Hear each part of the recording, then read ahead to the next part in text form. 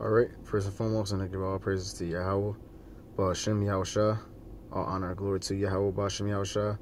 Double honors to the elders and apostles of Great Millstone who rule well, who's worthy to be counted for double honors. And peace and salutations to you brothers that's out there pushing the truth, wholeheartedly and sincerely, and for the love of the gospel. Alright? The name of this lesson is going to be Alexander the Great and his 4 generals. Alright? Because I have this book, which is I have this book which is called Rose Book of Bible Charts, Maps, and Timelines. All right, and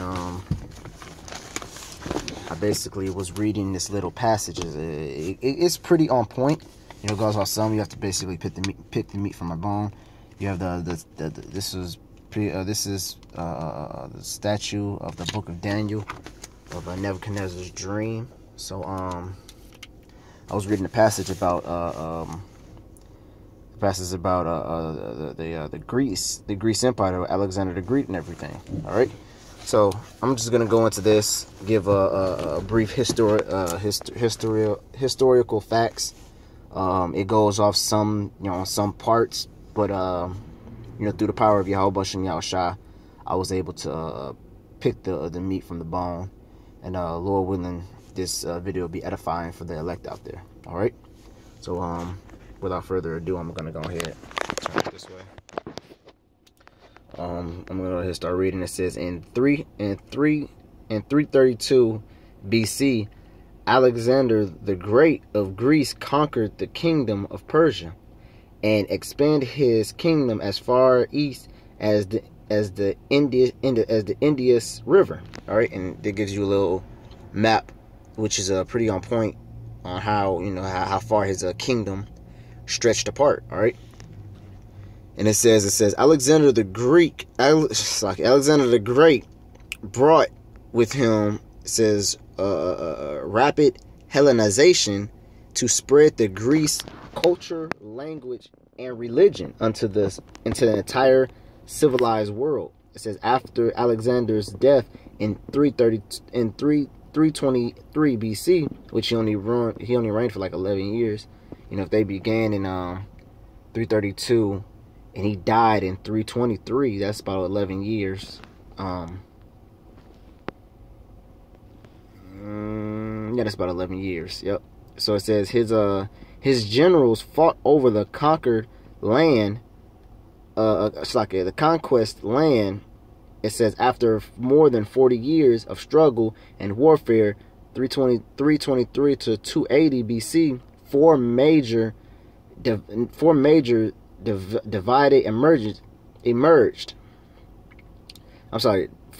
divisions emerged. Egypt, which was Ptolemy; Syria, which was Seleucus; Macedonia, which was Antigonus, and Pergamum, which was Attalus, which, by going through this, I've had to, basically was thinking it was two different. They had got Ptolemy and Seleucus right, but the other two, I wasn't for sure. So when I went to history, Agabus actually was the original, he was actually the original, one of the four generals. He was actually one of the original ones.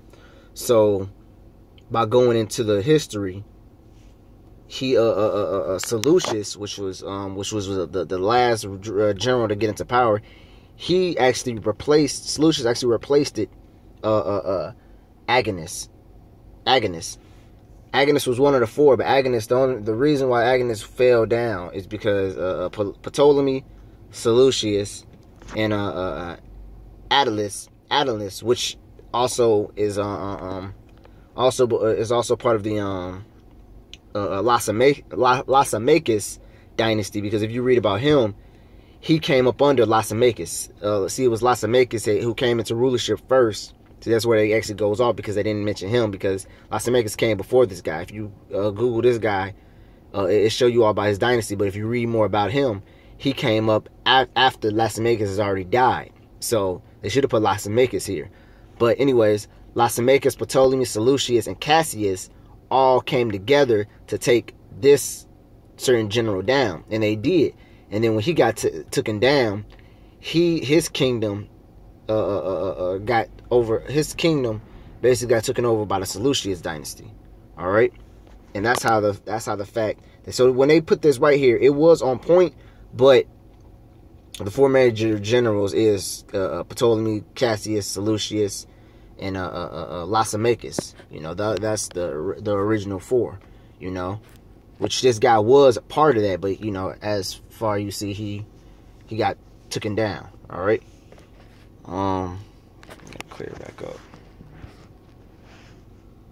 There we go. It says for over 500 years, for over 150 years, the Jewish were either under the control of Ptolemy or Seleucus. It says from 17, if you want to read about the Seleucus dynasty, you can also read that in the book of Maccabees.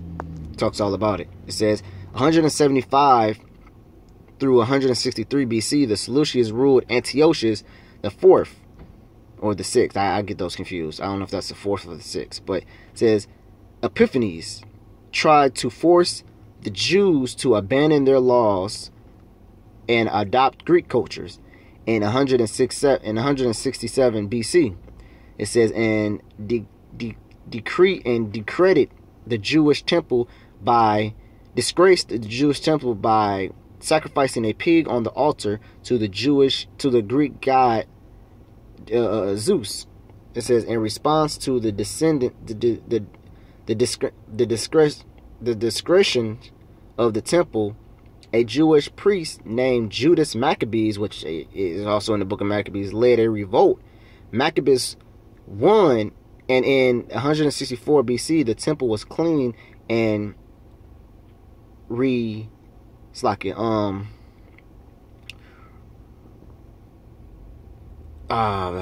trying to remember how do you say the word.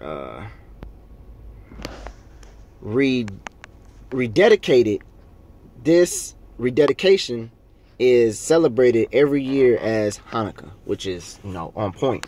You know, so if you got brothers who ever want to read that story about how Judas Maccabees and his brothers and his father led the revolt, that's all in the book of Maccabees, you know. All right. So yeah, this is a real good book to buy. It's called you know, the Rolls, Book of Bible Maps, Charts, and Timelines. If brothers ever want to go out get it, it's you have to basically, you know, pick the meat from the bone from it. But yeah, that's a brief history fact. Quick hit on the Alexander the Greek and his four generals. All right, and with that, I want to give all praises to Yahweh, Ba'ashem Yahushua, and double honors to the elders and apostles of Great Millstone. And peace and salutations to you brothers that's out there pushing the truth wholeheartedly and sincerely. All right, with that, shalom.